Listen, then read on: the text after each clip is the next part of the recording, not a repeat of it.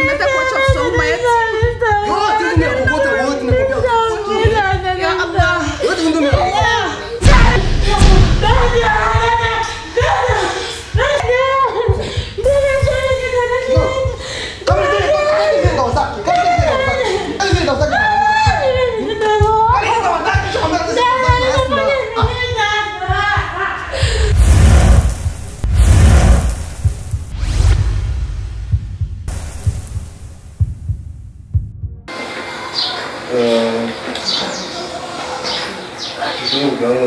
Niseme kwamba Mungu atukuze kwa hali zote. Kule nyumba imeharibika ya Asia baada ya mshtuko mkubwa sana. Kile kitendo kimetokea juzi, lakini daktari ameshirikiana na kuongea kwamba anaweza kutoka leo kwa hospitali. Kwa hiyo niseme tu kwamba hadi kwa sasa kikweli nafsi yangu inatulia sasa. Bado kabisa najiuliza kila kutembea na kulala ile sasa nasema amani. Taswira ina yani ipotea katika kichwa changu, nibaki na kumbukumbu ziishi kabisa. Naona jinsi nilikuwa nataka kwenye hatari kubwa sana ya kimaisha. Kabisa kama bado kabisa sanyo sasa.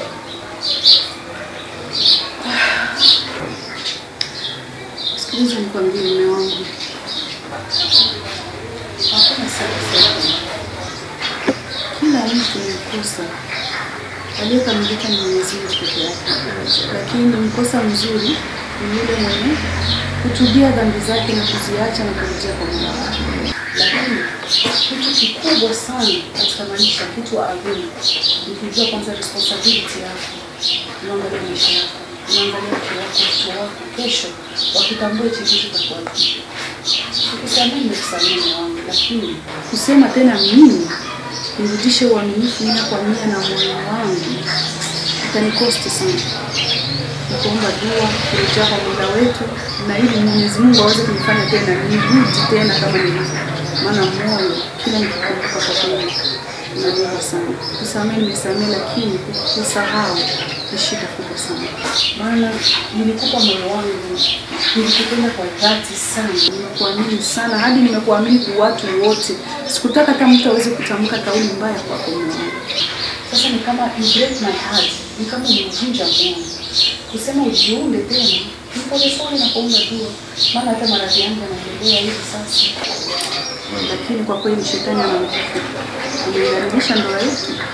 Lakini ndio hivyo, tunabidi njaribu kusahau. Kwa kweli ni jambo la kusikitisha sana, lakini hata tujitahidi kusahau yaliyopita. Tugange yajayo inshallah. Mungu atakubariki.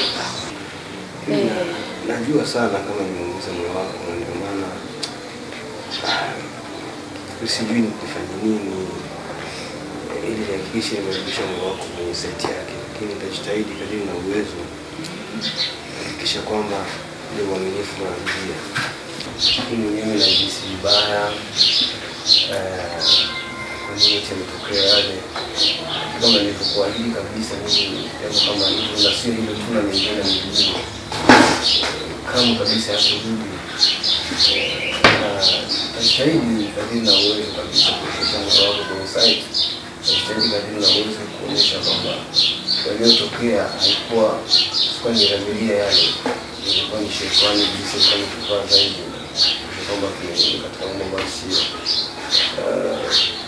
Kwa hiyo kama mimi nasema nasimamia kabisa kama baba mwenye nyumba yake, na mengi zaidi tunayaona na tutasikia. Na hili mimi sizungumzi kwa sababu labda kwa kutaka mafuta mbele yako, Mungu yeye anaona nafasi yangu jinsi gani au machi. Jambo hili ni muhimu zaidi na zaidi kabisa. Ni mtihani mkubwa sana. Ni mtihani mkubwa sana. Na jambo lingine mimi nilikuwa napendelea ikiwa Asia kitoka hospitalini, nilipata karibu kwa hapo.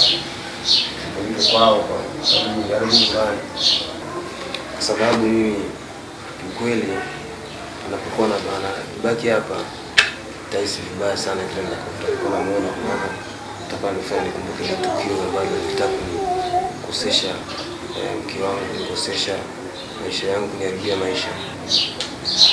Vile vile pamoja na matatizo yote yasema ni mimi nazua moja pamoja na makosa yake, aidha na mistake ambayo nimefanya. Nimemlea. Nampenda sana pamoja na kwamba nianza na na siwezi nikakatikiza masomo yake. Asia anabakiza wiki mbili kufanya mtihani. Tumpe hiyo chance afanye mtihani yake, atakapomaliza ndio ataenda nyumbani. Hata mimi nikimuona kuwa nakumbuka na ninapopata hizo kumbukumbu moyo wangu kama unashuka. Sasa kwa hiyo tumpe chance ya hizi wiki mbili afanye mtihani yake amalize, ndio nitamsafirisha. Hata mimi siwezi kuwa najisikia amani kuishi naye, maana kila nikimuona nakumbuka na kumbukumbu zinazidi kushusha moyo wangu chini mwenyewe sana. Maana kusamehe mtu nasamehe, ila kusahau ni shida sana. Basi acha tumpe hela mingi vyangu hata hizo wiki mbili mimi sije, kwa sababu unajua alichangia mchango mkubwa sana kwa kufika katika hali kiwango kibaya kwa mambo haya mazito. Maana tazama kwa mfano hivi na Yesu ndio hiyo nyumba yenyewe mpitu. Baada kuna kitu nimekitenda, roho imepanda na yeye mara baada nini katika baraza. Unajua mtu anaweza ukiniambia nikuuliza kwenye hasara, acha tusirudilie mada, maana na wewe hakubaka wala hakulazimisha. Nyie wote mlifanya mistake, kwa hiyo mtubie kwa Mwenyezi Mungu na mjema kosa hilo. Yaani tusirudi hata kulizungumzia katika maisha. Wala hata sitaki mtu alizungumzie katika nyumba hii. Hilo ni jambo hajakubaka wala hajakulazimu. Laiti ungekuwa ni mwanaume mwenye msimamo, ungekataa na ungefika kwenye jambo mbaya. Bimana hiyo nyote mlifanya makosa na mistake, rejeni kwa Mola wenu, tubieni. Tujaribu kusahau aliyopita, lakini kinaambia ni sintokuelewa maana hajakubaka. Tuliache ni nidhamu, sasa ni nidhamu. Ndani kidogo ni kama mwisho.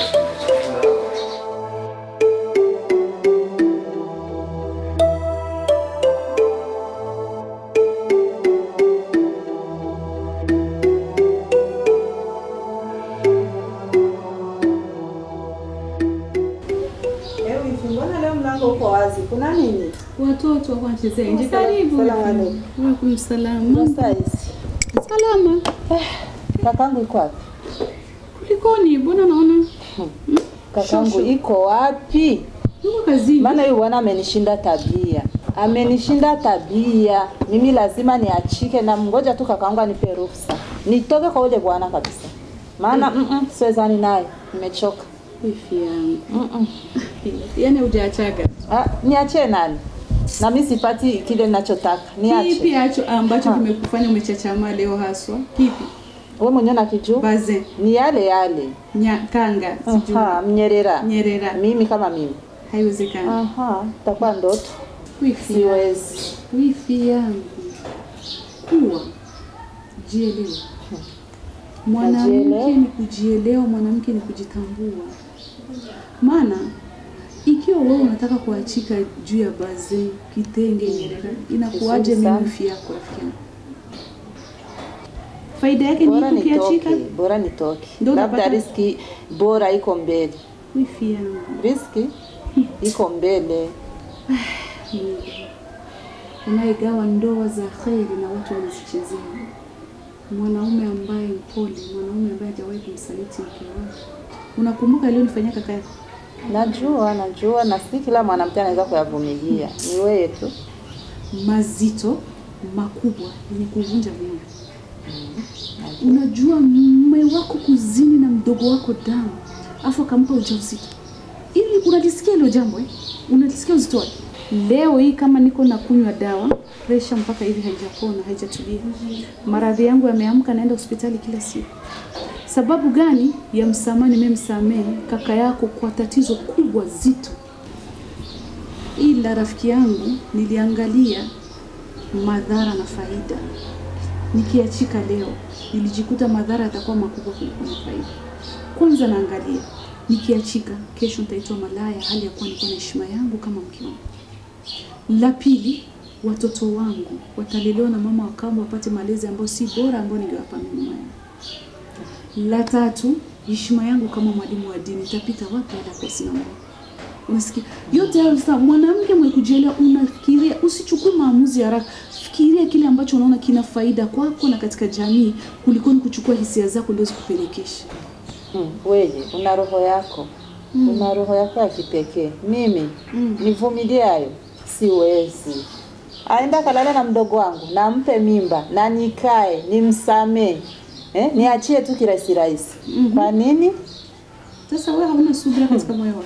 Hiyo subira ya hivyo sina wala sitaki. Sina wala sitaki. Nina kasoro gani sasa? Ikiwa mimi nimeweza kustamili ya kaka yako hayo mazito, wewe kwa unaweza kuachika juu ya baze? Kitenge ambacho hata ukikosa hutokufa hutokuwa lolote. Sio hata ungevumilia hayo. Kama mimi sasa, mimi huyu kama mimi. Ndo singeweza kumsamee wala jamani tungemaliza hapa duniani na akhera. Kila mwanadamu duniani ana mapungufu yake. Hakuna aliyekamilika isipokuwa Mungu. Ana mapungufu, ndo amefanya mistake katika maisha imefika na hivi alhamdulillah namuona amebadilika. Amejua kosa lake. Lakini pamoja na hayo kubadilika ameniacha na madhara. Lakini ndio hivyo ni kustamili. Unasikia? Wanabadilika, mwanadamu anaweza kubadilika. Unaona? Sasa na kwa hiyo hakuna asiyekosea duniani, sote ni wakosa. Lakini mtu mzuri ni yule mwenye kusamea mwenzake, hata Mungu atakusamea ufiangu. Usiache watoto wako wakangaika, usimwache mume wako, mume ambaye simjui hata kwa sifa ya usaliti. Mume ambaye anakuelewa na kupenda mapenzi ya dhati. Na mimi itakuwa ngumu kubaki pale kabisa. Jikaze ufiangu, niangalie mimi mfano, niwe mfano kwako tosha. Ikiwa nimemstahimili kaka yako, wewe hayo hayatakushinda ni madogo. Naijua thamani ya ndoa. Pamoja na mapungufu yako kwenye ndoa ila naijua thamani ya ndoa. Ndoa ni ndoa pamoja ina mapungufu yake yote. Hakuna stara ya mwanamke kama kufika shuka ya mume. Kuwa na mke mume unaheshimika. Leo wifi kama watu wanakuja nyumbani kwako wanakuheshimu sababu na mume. Achika kwa kaka yako kesho utaitwa malaya rafiki yangu. Kavumilia, hayo ni madogo rafiki yangu. Makubwa nimeyabeba na nimeweza kuyastahimili. Je, wewe? Kweli Mungu akulipe sawa na uvumilivu wako, maana si kila mwanamke angeweza kuyavumilia hayo. Hayo maajabu ya kakangu anafanya. Ni mazito sana. Ndio hivyo, fanya subira ukiangu si achika kabisa. Mimi nimekuelewa lakini nitapambana na nafsi yangu. Kapambana na nafsi. Ngoja nikushindikize kidogo tu. Siku nyingi kwa nimekumisi mke yangu leo mami tandio. Mzigo hajafika ndio maana, lakini leo tumeamua kuja kukusabai, lakini niambie pole kwanza na aliyokukuta ndugu yangu. Swiba. Yale niliyokuambia, unakumbuka ile siku niliyokuambia vipi? Kuhusu mume wako na mdogo wako. Yaani wewe unanimalizaga kuna nini kwani? Anakumaliza kivipi? Habari zenye ziko zinasemekana mjini ni kuwa kwamba mume wako ametembea na mdogo wako na akampa mimi. Kwani wao hayo uyajua? Mbona mimi niko tu vizuri na mume wangu na mdogo wangu? Wala mimi asiyajui. Nakuzoea sana wewe kwa kumtii mume, kwa kumheshimu. Yaani umeamua tu kuficha ile ya maisha. Nasema hivi, kawaida binadamu kwanza wazushi. Pili wana fitna, tatu wana hasad. Sasa penzi langu la mimi na mume wangu linavyonawiri, lazima wazue mengi. Mimi na mume wangu tuko vizuri, wala hiyo mimba sijui, wala mimi na mdogo wangu hatuna tatizo lolote. Una uhakika na wewe? Na hivi tunavyozungumza kaenda shule. Mume wangu yuko ndani anajiandaa hata kwenda kazini. Wala mimi sijui hayo mambo. Mimi hata sijui. Kila siku nakwambiaga shoga yangu, dunia hakuna siri. Duniani hakuna siri yangu, wazushi.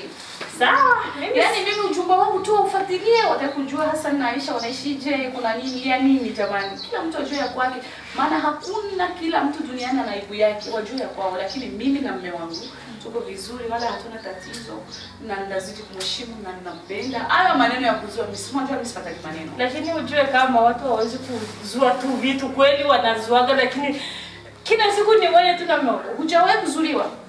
Hujawahi kuzushiwa? Sio kila siku anakuwa anazua, yaani ndio anaongea kweli. Sio kila siku anazua. Unajua kama ikiwa vizuri, watu wakiishi vizuri kwenye ndoa na ndoa ni lazima wazuliwe. Lakini mimi na mume wangu hakuna kitu kama hicho. Tuko vizuri, uaminifu, heshima. Tuko bora vizuri tu. Full maraha. Kwanza hivi ndio naona tando yangu nazidi kushamiri yani. Kama kawaida yetu rafiki yangu. Wala hata ukisikia watu wanasema mimi sasa sio mwenye mambo na kukatalia, waambie hayo sio kweli, mtu wake amesema si kweli. Wala hatuna tatizo. Ila usahau jambo moja, walimwengu wazushi. Kuna watu wana fitna, hasad, uchonganishi. Sasa usiwe unafuata mambo ya binadamu, wanaongea sana. Wewe angalia mambo yako, just go on with your life. Wanadamu tu wanaongea sana. Mimi natuliza tu. Kwa maneno yenyewe niko nasikia. Sidhani kabisa. Yes, sweetheart. Safi. Ndio tuna kazi. Mimi napenda. Wewe pata mgeni leo. Love. Basi shamba. Okay, bye-bye. Leo pilau au nini? Kama kawaida, tunajua tena. Yaani saa 6:30 tunarudi. Sawa. Inshallah. Bye. Yaani niko naona ni kweli au umeniigizia tu mbele yangu? Kivipi? Yaani kwa habari zenyewe niko nasikia mjini. Yaani siku zana hata kama naweza kuja basi ya kuage hata. Mume wangu mimi. Yaani unanichekesha rafiki yangu. Mimi nilikwambia hatuna tatizo hata hili. Bali mimi naona ndondo wetu lazima tushamiri. Binadamu anasema kweli. Mimi ukisifu katika walimwengu kawaida ni uzushi. Mimi niko vizuri kabisa, amani tele, full baraha kwenye ndoa yangu. Yaani tuko tu vizuri na mume wangu. Naishiwa kwa kweli binadamu. Yaani ulikuwa unajua yana hata tuweze kwa gani? Yaani niko jua kama mwa hii nyumba ni moto kabisa, moto. Unawaka. Afu huyo moto nani aupe ruhusa? Mimi mwanamwashi. Siwezi. Na heshimu ndoa yangu sana. Napenda. Hongera sana kwa kweli na Allah watumishie dua yenu. Amina mama. Ya, mimi sikawii maana kuna mizigo mimi naenda kuchukua huko. Wewe nikutoa wewe rafiki yangu. Ngoja nikutoe kidogo nje nipikie mume wangu pilau. Huyu anapenda pilau. Ndio hiyo. Sasa nikutoe kidogo.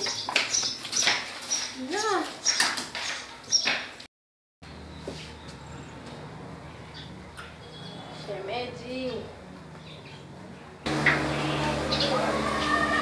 Mama uko busy? Uko yote. Mambo yangu ya kazi. Sasa nisikilize kuna kitu kwa kumwambia. Basi. Nataka nataka nikwambie. Nilikuwa naomba kama tupenda tuendelee na mambo yetu.